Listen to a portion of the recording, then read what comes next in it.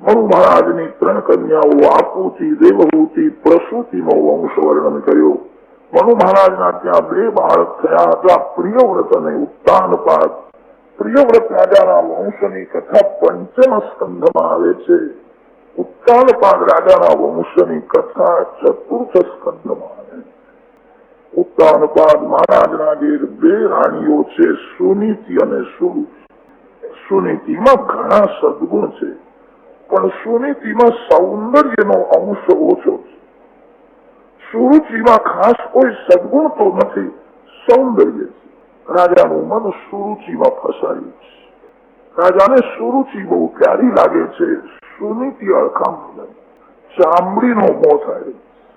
જગતના સ્ત્રી પુરુષોને જ્ઞાન ચક્ષુથી જુએ. બહાર જે આંખ છે એને ચર્મ ચક્ષુ કે છે, અંદર જે આંખ છે એને જ્ઞાન ચક્ષુ કે છે. ચર્મ ચક્ષુ ચામડીને જુએ છે, ચામડીનો જ મોહ થાય. ચામડીનો મોહ થયા પછી વિવેક વહી જાય છે. રાજાનું મન સુરુચિમાં ફસાયું. સુરુચિના કહેવાથી રાજાએ સુનીતિનો ત્યાગ કર્યો છે. જગતના સ્ત્રી પુરુષોને જ્ઞાન ચક્ષુથી જુઓ. અંદર જે આંખ છે એને જ્ઞાન ચક્ષુ કે છે, બહાર જે આંખ છે એને ચર્મ ચક્ષુ કે છે. ચર્મ ચક્ષુ ચામડીને જુએ. જે આંખથી તમને સ્વપ્ન દેખાય, સ્વપ્નમાં બહારની આંખ બંધ હોય છે, અંદરની આંખ ઉઘડે છે, એને જ્ઞાન ચક્ષુ કે છે. જગતના સ્ત્રી પુરુષોને જ્ઞાન ચક્ષુથી જુઓ. મારા ભગવાન જ અનેક રૂપે દર્શન આપે. પાપ કરવા માટે પ્રભુએ આંખ આપી નથી, ખરાબ વિચાર કરવા માટે મન આપ્યું નથી. સુરુચિના સૌંદર્યમાં રાજાનું મન ફસાયું. થોડો વિચાર કરો તો ધ્યાનમાં આવશે, આપણે બધા જ ઉત્તાનપાદ જેવા છે. પાદ શબ્દનો અર્થ થાય છે પગ, અને ઉત્તાન શબ્દનો અર્થ છે ઉપર. જેના પગ ઉપર છે અને માથું નીચે છે એને ઉત્તાનપાદ. માના પેટમાં, ગર્ભમાં બધા જ ઉત્તાનપાદ હોય છે. જીવ બહાર આવે છે ત્યારે પહેલું માથું બહાર આવે છે, પગ પાછળથી આવે. ગર્ભમાં પગ ઉપર અને માથું નીચે થાય. જેના પગ ઉપર છે અને માથું નીચે છે એને ઉત્તાનપાદ કે છે. ગર્ભમાં બધા જીવ ઉત્તાનપાદ છે. જીવ ઉત્તાનપાદ એને 2 રાણીઓ છે, સુનીતિ અને સુરુચિ. જીવને રુચિ પ્યારી લાગે છે. ઇન્દ્રિયો માગે તે સુખ ભોગવવાની ઈચ્છા એ જ સુરુચિ છે. ઈચ્છા ઉપર અંકુશ રાખો. ઇન્દ્રિય કોઈ સુખ ભોગવવાની ઈચ્છા કરે ત્યારે નીતિને પૂછો એ યોગ્ય છે કે અયોગ્ય. માનવ શરીરનું સુખ, ઇન્દ્રિયોનું સુખ જયારે ભોગવે છે ત્યારે નીતિને બહાર કાઢી નાખે. નીતિને પૂછતો નથી, એને નીતિ ગમતી નથી. ઈચ્છા ઉપર અંકુશ રાખો. આ જીભ માગે ત્યારે જીભને તરત જ આપવું નહીં. ઘરમાં કેસરી પેડો હતો અને લૂલીને ખાવાની ઈચ્છા થઈ. જીભથી કેસરી પેડો ખાને બહુ સરસ. જીભને કહેજો કે હું તારો નોકર નથી, હું ભગવાનનો દાસ. તું કેમ ત્રાસ આપે છે? અત્યારે પેડો ખાવું નથી. જીભ એમ પણ કે છે પ્રસાદી પેડો છે, ખાવામાં શું વાંધો? તું કેમ માગે છે? હું તારા અધીન નથી, પ્રસાદ હવે ખાવો નથી. આ જીભને એકવાર ખાતરી થઈ જાય કે હું જે માગું તે મને મળવાનું નથી, પછી તો લઈ જઈને નહીં રહેશે. ક્યાં જવાની હતી? એ માગે તે તરત જ તમે એને આપશો, તમને બહુ નચાવશે. ભક્તિમાં જીભ મુખ્ય છે. જેની જીભ અતિ શુદ્ધ છે એ જ ભક્તિ કરી શકે. જેની જીભ બગડી છે એનું જીવન બગડેલું. જીભને અતિ શુદ્ધ રાખ.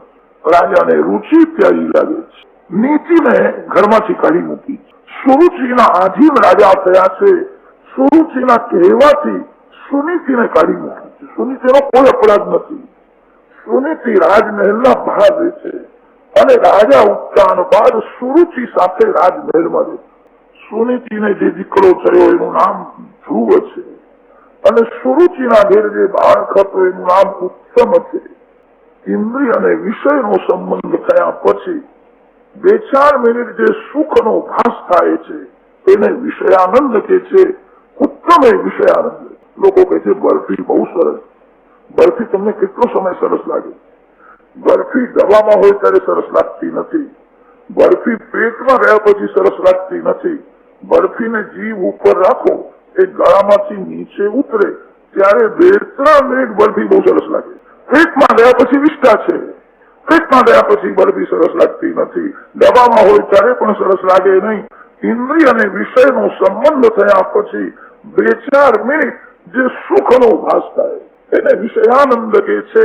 વિષયાનંદ આરંભમાં દુઃખ આપે છે, પરિણામમાં દુઃખ આપે છે, મધ્યમાં થોડો સમય સુખનો ભાસ કરાય. એ જ ઉત્તમ છે.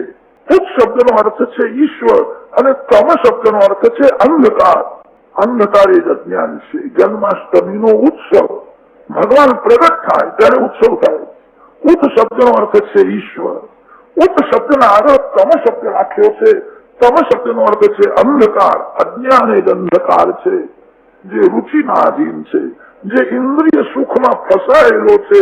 એને પરમાત્માનું જ્ઞાન થતું નથી. જે ઇન્દ્રિયોનો દાસ છે એ ભક્તિ શું કરતો હશે? જે જીતેન્દ્રિય છે એ જ ભક્તિ કરે. ઉત્તમ વિષય આનંદ છે અને ધ્રુવજી મહારાજ ભજનાનંદ બ્રહ્માનંદ છે. ભક્તિમાં જલ્દી આનંદ આવતો નથી. ભક્તિમાં જયારે આનંદ આવે ત્યારે આનંદ કાયમ થશે. માનવનો એવો સ્વભાવ છે, ભક્તિમાં જલ્દી આનંદ આવતો નથી અને તેથી ભક્તિ છોડીને વિષયાનંદ ભોગવવા જાય. ભાગવતની કથા સાંભળો છો, તમારાથી થઈ શકે તો એક નિયમ લેજો, ભક્તિમાં આનંદ ન આવે તો પણ મારે ભક્તિ છોડવી નથી. વિષય આનંદ અનેક વાર જીવ ભોગવે છે. સંસાર સુખમાં મનથી ઘૃણા હોતી નથી. અનેક વાર જીવ દુઃખી થાય છે. ભક્તિમાં આનંદ ન આવે તો પણ ભક્તિ છોડશો નહીં. ભક્તિમાં જલ્દી આનંદ આવતો નથી અને આનંદ આવે એ આનંદ કાયમ થશે. પ્રાચીન કાળમાં લોકો યાત્રા કરવા જાય ત્યારે આ ગાડીની સગવડ નહોતી, પગથી ચાલીને યાત્રા કરતા હતા અને તેથી બહુ થોડો સામાન સાથે રાખે. હવે તો આ ગાડીની સગવડ થઈ એ લોકો યાત્રા કરવા જાય ત્યારે આખું ઘર ઉઠાવીને લઈ જાય. બધું જોઈએ, આ જોઈએ, આ જોઈએ, આ જોઈએ ને તો કોઈ અંત જ આવતો નથી.